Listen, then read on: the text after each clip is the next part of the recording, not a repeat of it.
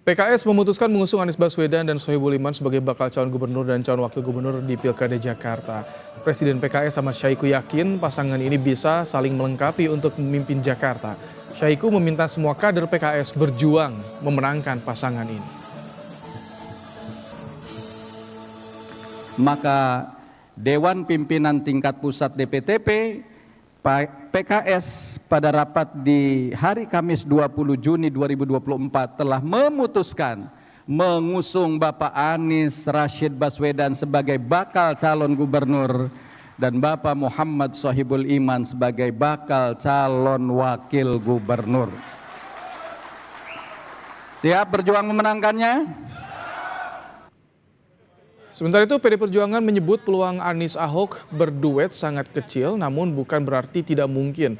Ketua DPP PDIP Riko Sutarduga menyebut ganjalan utama karena aturan yang tidak memungkinkan mantan gubernur mencalonkan diri jadi wakil gubernur, serta apakah kedua tokoh itu dan para pemilihnya mau jika Anies Ahok bersanding. Soal Anies yang didukung PKS, PDIP mengucapkan selamat, tapi PDIP melihat semua parpol masih punya kemungkinan berkoalisi.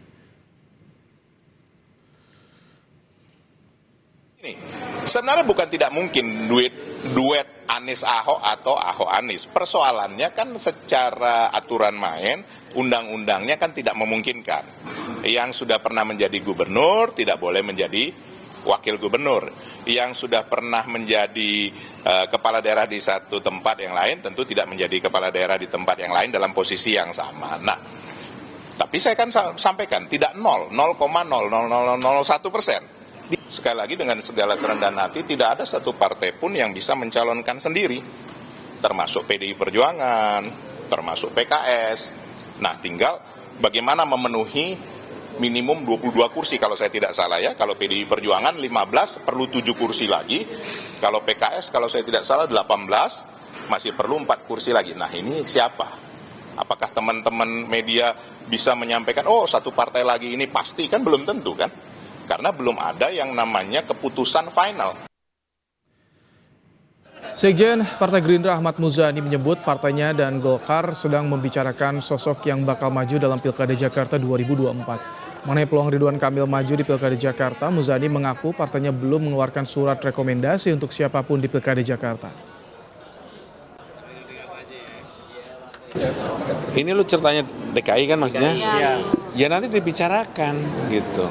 Berarti Bang, kemungkinan Gerindra akan mengeluarkan surat rekomendasi untuk sosok lain begitu di Pilgub Jakarta begitu Pak Sekjen? Sampai sekarang belum dikeluarkan rekomendasi untuk DKI. Bang, apakah betul kalau misalnya Gerindra dan Golkar udah Saya belum taken rekomendasi untuk DKI. Bang Muzani, apakah betul RK begitu ya Pak Muzani? Saya belum taken untuk DKI. Untuk siapapun. Apalagi?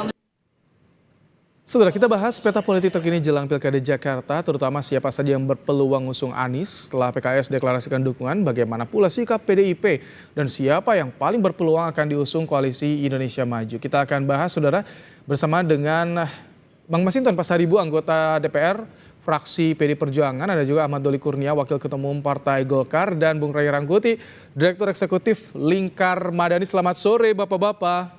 Sore, Bung. Selamat sore. Assalamualaikum Waalaikumsalam warahmatullahi wabarakatuh. Bang Masinton, jadi bagaimana dengan PDIP? Ini PKS sudah resmi dukung Anies Sohibul Iman. Apakah ini akan bergabung, ikut mendukung, atau bagaimana dari PDIP? Ya, tentu kontestasi pilkada ini kan masih panjang waktunya ya. Persiapan menuju ke sana kan masih panjang dan tentu masih sangat dinamis.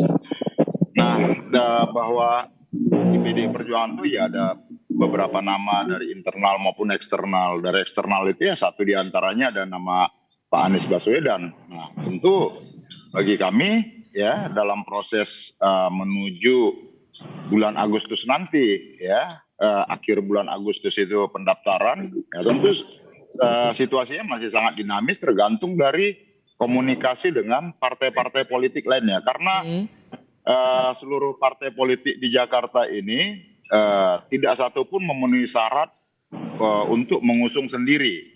Maka diperlukan kerjasama antar partai politik agar dapat mengusung dan mencalonkan gubernur dan wakil gubernur secara bersamaan. Seperti itu. Oke, masih menimbang-nimbang ya. Baik, masih nunggu komunikasi juga dengan partai politik lain. Bang Doli, lalu bagaimana dengan Golkar dan juga Kim ketika ini PKS sudah resmi nih dukung Anies Sohibul Iman. Golkar bagaimana dan juga Kim, siapa nih akan diusung gambarannya untuk di Jakarta, Bang Doli?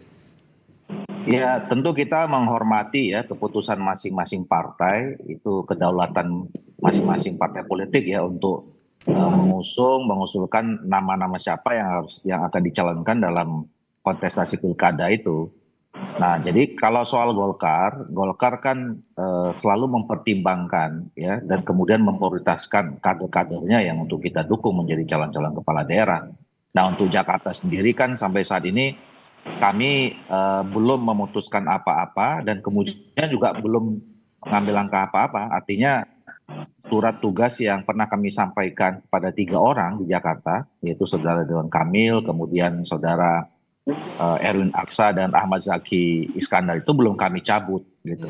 Dan kami sedang terus mencermati, kemudian berkomunikasi intensif dengan teman-teman Koalisi Indonesia Maju dalam beberapa ya sebulan 2 bulan ke depan untuk nanti kemudian akan kami putuskan siapa yang akan kami calonkan dan kemudian bersama-sama dengan Partai Koalisi Indonesia Maju. Baik, Bang Rey, apa yang Anda baca dari keputusan PKS ini dengan resmi atau mendukung Anies dan Sohibul nih? Ini sengaja untuk menguatkan posisi tawar PKS atau bagaimana menurut Anda? Ya, jujur saya takjub sedikit dengan langkah PKS ini ya. Bukan pasangannya, kalau melihat Iman dengan Anies dengan Iman itu ya udah kejebak dari awal. Yang membuat saya takjub itu bukan itu. Tapi kan baru 3 hari yang lalu PKS menyebutkan calon mereka itu adalah Pak Sohibul Iman untuk calon gubernur DKJ begitu ya. Tiba-tiba hanya berhitung 3 hari berubah sekarang menjadi Sohibul Iman hanya jadi calon wakil gubernur ya kan. Itu yang membuat kita terkejut. Kok cepat sekali perubahannya gitu. Apa yang terjadi di PKS sehingga hanya dalam hitungan 3 hari kok posisinya udah berubah gitu. Tapi saya kira ini menggambarkan 2 hal. Pertama adalah kayaknya PKS kembali ke mood awal deh gitu ya. Apa mood awalnya itu? Kemampuan lobby yang memang tidak terlalu memadai gitu. Kemampuan negosiasi yang nggak terlalu memadai gitu. Kenapa saya katakan begitu? Ini kan udah 2 kali nih PKS dengan model yang kayak begini kan. Tahun 2017 dahulu Sandiaga sama Mardhani Alisera gagal, akhirnya digantikan oleh Anies sama Sandiaga kan. 2000 berapa tuh yang Anies yang Sandiaga lalu calon 2019 yang lalu. Sandiaga calon wakil presiden. Akhirnya mestinya posisinya diganti oleh wakil dari PKS, tetapi tiba-tiba Gerindra juga yang ambil gitu. Ini menurut saya juga strategi yang terlalu cepat untuk untuk dibaca gitu. Terlalu cepat, strategi yang terlalu cepat untuk dipatahkan gitu ya. Sehingga itu yang saya sebut tadi, ini takjub juga kita baru 3 hari kawan nih mau digadang-gadang sebagai calon gubernur, sekarang malah jadi wakil gubernur gitu ya. Itu menurut saya memperlihatkan itu yang saya sebut tadi, soal kemampuan dan kelemahan negosiasi PKS yang dari awal saya katakan itu kelemahan mendasar mereka gitu ya. Nah yang kedua tentu strategi ini akan memudahkan orang seperti Doli ya untuk memetakan situasi di Jakarta gitu. Pemilihan pemilihan Anies dengan Sohibul ini menurut saya justru memudahkan langkah Ridwan Kamil untuk masuk ke Jakarta gitu. Kenapa saya katakan begitu? Karena Anies sama siapa tadi itu Sohibul Iman itu kan satu badan gitu loh, Pak. Dengan background yang sama pendukung Anies ya. itu adalah orang PKS ya. Kebanyakan orang PKS itu milihnya Anies gitu. Lalu apakah Anies? Saya ingin dengar nih tangkapannya Bang Masinton, karena kan PDIP nama Anies itu digadang-gadang akan diusung PDIP. Bagaimana ketika kemarin PKS memberikan opsi nih Anies kader atau pasangannya Sohibul Iman. Bagaimana dengan sikap ini PDIP melihatnya? Apakah akan mendekat ke PKS atau justru mendekatnya ke PKB untuk mengusung Anies, Bang Masinton? Iya, situasi kan masih sangat dinamis lah ya. Artinya setiap partai politik kan berkepentingan untuk mencalonkan kadernya baik sebagai gubernur ataupun sebagai wakil gubernur. Dan ini kan masih dalam penjajakan semua ya. Artinya tadi yang disampaikan oleh Pak Ray juga berdasarkan pengalaman yang lalu, pilkada yang lalu, siapa yang diumumkan, siapa yang kemudian didaftarkan. Kan ternyata juga berbeda begitu ya. Nah artinya itu kan menggambarkan situasi yang masih sangat dinamis. Begitupun Pak dengan PDI Perjuangan, apakah nanti akan mencalonkan dari kader internal sebagai calon gubernurnya, atau kemudian dari kader eksternal dengan dipasangkan dengan kader internal sebagai wakil gubernurnya. Itu kan masih sangat dinamis. Tapi Kami PDIP masih nyamannya menunggu koalisi dengan proses, PKB atau dengan survei PKS, ya. Bang Masinton? Nyamannya ke PKB atau ke PKS nih kalau misalkan berkoalisi dari PDIP? Ya ini kan tergantung dari komunikasi politik nantinya ya.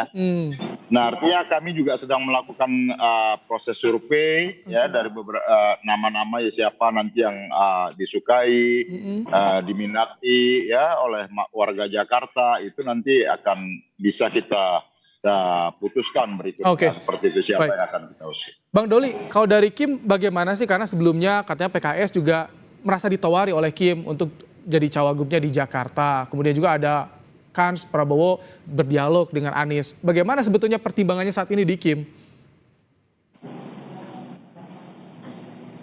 Itu pertama harus dijelaskan dulu sama Rai, itu takojut itu apa itu, biar ngerti. Ini entah kenapa yang diundang Pasar Ibu, Rangkuti, Tanjung, ini halak kita semua. Gimana? Jadi gini, kalau Koalisi Indonesia Maju, saya kira kan kita lagi sedang melakukan komunikasi yang intensif ya.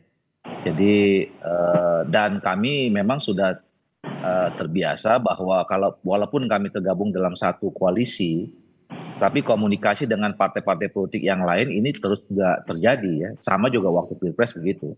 Saya sama Pak Masinton ini halo-haloan tiap hari gitu. Nah jadi nggak ada masalah sebetulnya. Betul bahwa kami sudah pernah juga komunikasi dengan teman-teman PKS, juga pernah komunikasi dengan teman PDIP, dengan Nasdem, dengan PKB. Nah ini kan untuk mencari ya formulasi-formulasi tahu mana ada yang bisa kita kerjasamakan kan kira-kira begitu. Nah tapi kalau untuk Jakarta, kalau sikap Golkar dan ini yang sekarang juga terus terjalin yang intensif dengan teman-teman Koalisi Indonesia Maju, kami sampai saat ini sedang mempertimbangkan ya ada nama-nama yang didorong dari Partai Golkar dan kami juga sebetulnya ada pembicaraan, ada mungkin nama-nama baru yang bisa muncul ya dari teman-teman. Kaisang ini, termasuk nama Kaisang. Termasuk juga nama Kaisang, ya kan itu kan Koalisi Indonesia Maju semua, ya. Jadi kami memberi itu kan kembali ya, itu hak otoritas kedaulatan masing-masing partai politik. Ya mereka mengusungkan nama-nama kadernya dan saya kira nanti kan pada akhirnya kita lihat ya mana yang paling besar peluangnya untuk menang dalam kontestasi pilkada kan kira-kira gitu. Oke, ini tadi menarik ada disebutkan juga ada nama yang masih digodok termasuk Kaisang. Apakah ini Kaisang ini akan dikunci untuk cagupnya atau cawagupnya dan berapa poros nanti akan terjadi di Pilkada Jakarta? Kita akan bahas usai jeda di Kompas Petang. Kembali kita lanjutkan dialog Kompas Petang sore hari ini. Menarik tadi disinggung oleh Bang Ahmad Doli Kurnia soal ada nama Kaisang juga yang masih dipertimbangkan di Koalisi Indonesia Maju. Bang Doli, ini kalau Kaisang ini dipersiapkannya untuk cawagup atau untuk mengunci posisi cagupnya nanti? Atau justru bisa membuka kemungkinan nih Ridwan Kamil, Kaisang? Belum. Kan tadi saya katakan kita masih memberikan kesempatan ya sama teman-teman partai politik di Koalisi Indonesia Maju untuk kemudian memunculkan nama-nama ya yang berasal dari partai politik masing-masing. Kan selama ini kan berkutat hanya 1-2 nama saja gitu loh. Nah padahal sebetulnya ada nama-nama lain yang sebetulnya perlu kita cermati dan kita sosialisasikan. Misalnya teman-teman di Gerindra itu ada Ariza Patria ya, dia wakil gubernur loh, ketua DPD Gerindra sekarang di Jakarta gitu. Nah, kemudian dulu teman Gerindra pernah menyebutkan nama Budi Jiwandono. Kemudian teman-teman PAN itu ada di situ Bung Eko Patrio. Nah, termasuk siapa saja yang berada dalam koalisi Koalisi Indonesia Maju, termasuk di kan ada PSI di sana ya. Mereka juga punya ketua namanya Kaisang. Nah, jadi masih terlalu dini, masih terlalu panjang waktunya kita sudah bicara tentang siapa dengan siapa. Ini masih kita exercise lah, kira-kira begitu. Oke, Bung Rey, bagaimana Anda melihat dengan tokoh-tokoh yang muncul? PKS resmi nih, Anies, Sohibul Iman, tapi ada nama lain juga di Kim tadi, Ridwan Kamil, Kaesang, Eko Patrio bahkan. Ini kira-kira ada berapa poros nih yang akan muncul di Jakarta? Kalau Kaesang masuk di Jakarta, kayaknya cuma ada 2 poros, yaitu poros pendukung dinasti politik dan poros anti dinasti politik, kira-kira gitu. Pendukung dinasti politik ini ya tentu berkaitan dengan Pak Jokowi. Dalam bahasa yang lain, poros Pak Jokowi dan poros anti Jokowi gitu. Nanti PDIP dan sebagainya itu mungkin akan gabung dengan poros anti Jokowi tentu saja, atau anti dinasti politik. Tinggal 2. Tapi kalau faktor Kaesang nggak ada, kemungkinan besar dan saya kira makin besar kalau Anies betul-betul berpasangan dengan Sohibul Iman, akan ada 3 pasangan gitu. Siapa pasangan ketiga itu? Tentu satu dari Kim ya, yang kedua mungkin akan muncul dari PDI Perjuangan yang punya potensi mendukung sendiri kadernya dan bisa saja dipasangkan dengan Sandiaga Uno gitu. Jadi Sandiaga Uno masuk kembali, tentu P3 juga akan punya suara di Jakarta untuk menyumbang, tinggal dicari beberapa partai politik yang lain untuk mendukungnya sesuai dengan syaratan administratif, maka persaingan makin kuat. Itu yang saya sebut tadi. Ini pengaruh Jokowi masih akan kuat, masih akan terlihat di Pilkada Jakarta. Kalau di Jakarta saya kira nggak terlalu tinggi. Masih jauh lebih kuat pengaruh PKS dan PDI Perjuangan. Itu sudah dibuktikan tuh ya, oleh PKS meraih suara terbanyak, sementara PDI Perjuangan meraih suara kursi kedua dalam kondisi di mana dia digoncang gitu. Jadi suaranya Jokowi itu udah pindah. Tapi kan PDIP tetap dapat nomor 2 di Jakarta. Gitu. Iya. Artinya apa? Artinya efek Jokowi di Jakarta nggak terlalu banyak berbicara gitu. Itulah menurut saya membuat orang seperti Doli dan kawan-kawan di Kim agak ragu-ragu nih mengusung nama Kaesang. Sebab kalau Kaesang ini dipasangkan, kelihatan negatifnya jauh lebih banyak ketimbang positifnya gitu. Negatifnya ke Ridwan Kamil, negatifnya ke tim lah secara menyeluruh, positifnya justru diambil oleh kelompok non Kim ini gitu ya. Kenapa saya katakan begitu? Karena di Jakarta itu kemungkinan kalau Kaesang maju akan ada 3 kelompok yang menyatu. Kelompok Islamis dipimpin PDI Perjuangan, PKS, kelompok nasionalis nanti akan bersama dengan PDI Perjuangan, dan kelompok pro demokrasi yang isunya memang anti dinasti, anti nepotisme gitu ya. Nah 3 kelompok ini akan bergabung. Lalu pertanyaannya kira-kira pangsa pasarnya Ridwan Kamil sama Kaesang di Jakarta itu siapa lagi? Kita minta tanggapan dari Bang Masinton. Kalau misalkan tadi soal kemungkinan jika Kaesang dimunculkan, Bang Masinton, artinya ini PDIP akan bergabung dengan PKS mengusung Anies atau orang yang tidak berada pada posisi bersama dengan Jokowi, Bang Masinton. Kira-kira pertimbangannya seperti itu? Ya, saya nggak mau ngomentarin inilah ya. Artinya tiap-tiap partai kan punya strategi, baik partai politik maupun mitra dalam partai politik lainnya. Nah, tentu kami PDI Perjuangan ya kami menyadari betul bahwa syarat untuk mengusung itu ya harus memenuhi syarat 20% perolehan kursi di Jakarta. Artinya PDI Perjuangan baru meraih 15 kursi, tinggal mencari 7 kursi. Maka apapun yang kita bicarakan tentu lagi-lagi adalah bagaimana membangun kerjasama dan mengajak partai politik lainnya untuk bekerja sama agar kita bisa sama-sama dapat mengusung calon gubernur dan calon wakil gubernur secara bersama-sama. Karena apapun tentu hari ini pembicaraan itu bisa ditindaklanjutin, direalisasikan kalau ya syarat secara formal untuk mengusung itu terpenuhi. Maka yang utama bagi kami adalah sembari kami melakukan survei terhadap figur, kami juga melakukan penjajakan kepada partai-partai politik lainnya, khususnya di DKI Jakarta yang memperoleh kursi DPRD di Jakarta ini. Baik, Bang Doli, kalau dari Golkar sendiri hitung-hitungannya untuk Jakarta ini bagaimana? Sekarang komunikasi yang paling intens dengan mana sih? Dengan partai mana, Bang Doli?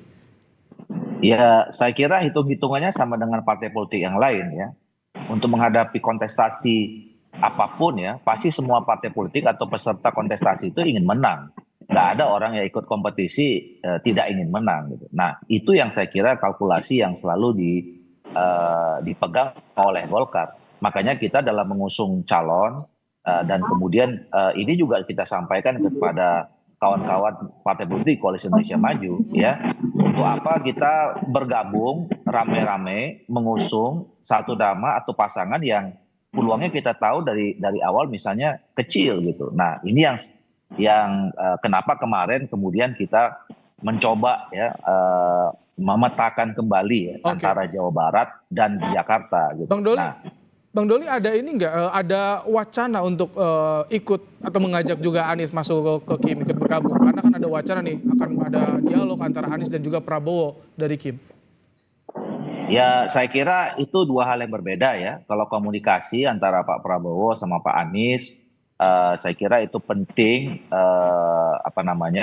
ya mungkin juga dalam kaitan untuk bagaimana kita memberikan teladan kepada masyarakat Indonesia bahwa kita ya setelah kompetisi ya harusnya kita sekarang bersama-sama membangun bangsa Indonesia ke depan. Tapi dalam konteks